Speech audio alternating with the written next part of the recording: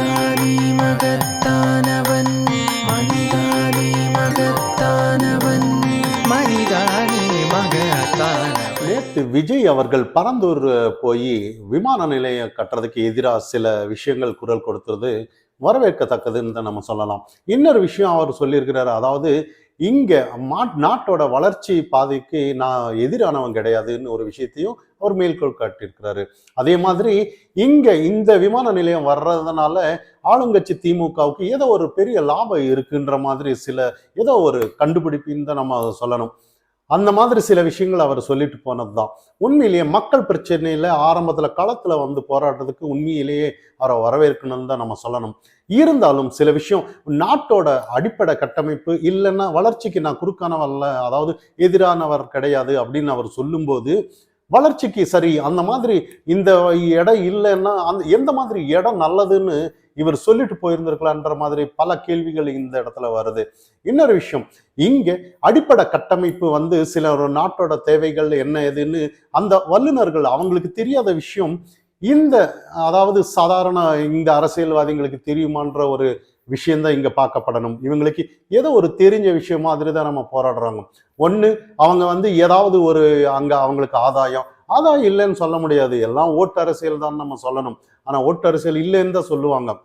இருந்தாலும் நிறைய சில பேர் சொல்லுவாங்க, அதாவது வசதி வாய்ப்புகள் நிறைந்தவர்கள் மட்டும்தான் விமானத்துல போறாங்க, ஏழை எங்களுக்கா இருக்கு. ஆனா இது வந்து ஏற்றுக்கொள்ளத்தகாத விஷயம்தான். ஏன்னா ஒரு நாட்டோட வளர்ச்சி என்ன இருந்தாலும் ஒரு அடிப்படை கட்டமைப்பு இருக்கணும்னு தான் கட்டம். இன்னொரு விஷயம், புரிதல் இந்த இடத்துல நமக்கு உருவாகணும். என்னன்னா ஒவ்வொரு இந்த மாதிரி விமான நிலையம் இந்த மாதிரி சில விஷயங்கள் கட்டும்போது மக்கள் வரிப்பணம் இல்லைங்கிறது நம்ம புரிஞ்சுக்கணும். அதுக்கான தனி நிதி இருக்கு. அதை வந்து யார் உபயோகப்படுத்துறாங்களோ அவங்க கிட்ட இருந்தேதான் வரி வாங்குவான்னு நம்ம சொல்லலாம். உதாரணத்துக்காக நம்ம ஏதோ ஒரு ரோட்ல நம்ம போறோம், அந்த இடத்துல நம்ம யூஸ் பண்ணோம்னா அந்த வரி பணத்தை நம்ம கிட்ட இருந்துதான் வாங்குறாங்கன்னு நம்ம சொல்லலாம். அதே மாதிரி தான் சில விஷயங்கள். ஆனா இது வந்து வசதி வாய்ப்பு இருக்கிறவங்க தான் போறாங்களா, நான் ஏழைகள் போறது இல்லையாங்கிறது இது ஏற்றுக்கொள்ள முடியாத விஷயம். ஏன்னா நிறைய பிஸ்னஸ் ஆனாலும் சரி, என்ன ஒரு இங்க ஒரு தொழில் தொடங்குறதுனாலும் சில அடிப்படை கட்டமைப்புகள் வந்து அது ஒரு நாட்டோட வளர்ச்சிக்கு தேவைன்னு தான் நம்ம சொல்லணும். இப்போ சாதாரண ஒரு 1300 ஏக்கரம் இது வச்சுட்டு இதே பெங்களூர் எல்லாம் 5000க்கு மேல ஏக்கர்ல வச்சிருக்காங்க. ஹைதராபாத் எல்லாமே அதிகப்படியான இதை வச்சிருக்காங்க. ஆனா நம்மளோட சென்னை வந்து வளர்ச்சி பாதையில போகணும்னா இதே ஒரு 10 வருஷம் இல்லை 8 வருஷம் தாண்டுனா சில விஷயங்கள் எப்படி இருக்குன்னு பாருங்க. அதாவது வளர்ச்சி மக்களோட அது மக்களுக்கு கண்டிப்பா தேவைன்னு தான் நம்ம சொல்லணும். ஆனா அப்படி தேவை அந்த அடிப்படை கட்டமைப்பு வளர்ச்சி இல்லைன்னா அது ரொம்ப இடைஞ்சலா தான் நம்ம போகும்னு நம்ம சொல்லணும். இருந்தாலும் இந்த இடத்துல விஜய் அவர்கள் வந்து சில விஷயங்கள் போராடினாரு. இன்னொரு விஷயம், ஏன் விஜய் எல்லாரும் பொதுவா களத்துல போய் தான் போராடுவாங்க, ஆனா இவர் மட்டும் ஏன் இந்த மாதிரி அது நம்மளே கண்டனம் தெரிவிக்கணும்னு தான் நம்ம சொல்லலாம். அதாவது ஒரு மண்டபத்துல பேசுற மாதிரி சில விஷயங்கள், ஏன் ஒரு மக்கள் பிரச்சனையை வந்து பேசும்போது மட்டும் ஏன் இந்த மாதிரி அவங்களுக்கு மட்டும் ரெஸ்ட்ரிக்ஷன் கொடுக்கறது வந்து கண்டனத்துக்குரியதுதான் நம்ம சொல்லலாம். இதே எடப்பாடி பழனிசாமி இப்ப ஆட்சியில் இருந்திருந்து சப்போஸ் திமுக எதிர்கட்சியா இருந்திருந்தான்னா இந்த சுத்தி இருக்கிற கிராம மக்கள் ஒரு 13 கிராம மக்களை சேர்த்தி இந்நேரம் வருஷ 90 நம்ம இங்க ஏதோ ஒரு போராட்டம் நடத்தியிருப்பாங்கன்னு நமக்கு தெரியும். ஆனா இருந்தாலும் இப்போது வந்து மக்கள் பிரச்சனைக்கு பேசும் படும்போது சில விஜய் அவர்கள் இன்னொரு கருத்து சொல்லியிருந்தாரு. ஒரு ராகுல் என்கிற ஒரு சின்ன பையனோட அந்த பேட்டி வந்து என்ன ரொம்ப மனசை உடைய வச்சிருச்சுன்ற மாதிரி உண்மைதானே. இப்போ ஒரு சாதாரண ஒரு விஷயம் வந்து ஒரு கிராமத்துல வாழ்ந்தவங்களுக்கு அந்த இயக்கம் கண்டிப்பா இருக்கும். ஒரு நீர்நிலைகள் இருக்கிற ஏரிக்கு இல்லை அந்த விளையாடின இடம், பள்ளிக்கூடங்கள், அவங்க சுத்தி ஆடு மாடு எல்லாம் மேய்க்கிறதுக்குன்னு சில மேய்ச்சல் நிலங்கள் இருக்கும். எல்லாம் இருந்த இடம் அதெல்லாம் விட்டு கொடுக்கறதுங்கிறது அவ்வளோ பெரிய விஷயம் கிடையாதுன்னு நம்ம சொல்லணும். ஆனா இதே விஷயங்கள் வந்து திருவண்ணாமலையில சில அமைச்சர்கள் எல்லாம், அதாவது பெரிய சாஃப்ட்வேர் கம்பெனி நிறைய வர்றதுக்கு சில இடத்தெல்லாம் வாங்கி கொடுக்கும்போது சில விவசாயிகள் போராடினாங்க. அப்ப எல்லாம் குண்டர் சட்டத்துல வந்து கைது செஞ்சாங்க. அப்ப எல்லாம் விஜய் அவர்கள் எங்க போயிருக்காங்கன்னு நமக்கு தெரியல. ஆனா இருந்தாலும் இப்போ வந்து மக்கள் பிரச்சனைன்னு இந்த இடத்துல பார்க்கப்படும் போது, ஆனா அது உண்மையிலேயே மக்களுக்கு புரிய வைக்கணுங்கிறது இந்த இடத்துல ஒரு செயல்பாடா எடுக்கணுமே ஒழிய மத்திய அரசு குற்றம் சொல்றதோ, இப்போ ஒரு சின்ன லேட்டஸ்ட் ஃபேஷன் மாதிரி தான் இந்த தமிழகத்துல இருக்குன்னு சொல்லலாம். மத்திய அரசு ஒரு இடத்த தேர்வு செஞ்சு கொடுங்க, நாட்டோட அடிப்படை கட்டமைப்பு நாங்க ஏதாவது ஒண்ணு செஞ்சு கொடுக்குறோன்னு சொல்லுவாங்க. ஆனா அதுக்கு மாநில அரசு தான் அந்த இடத்த தேர்ந்தெடுத்து கொடுப்பாங்கன்னு நம்ம சொல்லணும். அப்போ இதை யாரு இந்த இடத்துல புரிதல் அரசியல் யாரு செய்யறாங்கன்னு மக்கள் தான் முடிவு பண்ணணும். இப்போ விஜய் அவர்கள் எடுத்த உடனே ஒன்றிய அரசு அப்படின்னு நேத்து நம்ம வலியுறுத்துகிறோம் அப்படின்னு. இப்போ ஒன்றிய அரசுன்னு கூட அவர் சொல்றது கொஞ்சம் ஓவரா தான் நமக்கு தெரியப்படுறது. ஒன்றிய அரசுன்னு சில கூட்டங்கள் இப்ப அதை சில விஷயங்கள் அவங்க கட்டமைச்சு பேசிட்டு இருக்காங்க. ஊடகனாலும் அவங்களுக்கு ஆதரவா இருக்கிறதுனால நாங்களும் ஒன்றிய அரசுன்னு சொல்லுவாங்க. இவரும் ஒன்றிய அரசுன்னு சொல்லும் போது இந்த இடத்துல அந்த இடத்துல ஒரு கேள்வி எல்லாருக்கும் எழும்.